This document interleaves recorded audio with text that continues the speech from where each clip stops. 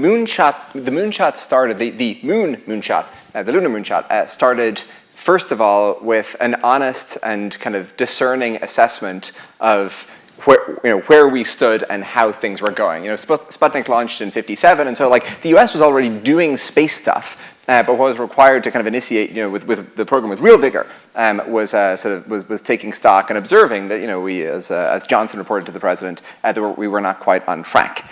And so, science, as pretty much everyone here knows, is the single primary reason as to why we live the prosperous lives that we all get to benefit from, as compared to those of centuries before us, and why we're not dying at age 30.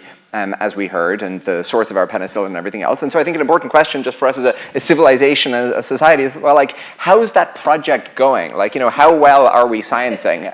How should we even kind of begin to think about that question? And maybe we have kind of some subconscious sense that things are, kind of metastatic in the sense that science is a roughly kind of constant thing, and it just produces discoveries every now and again that we benefit from.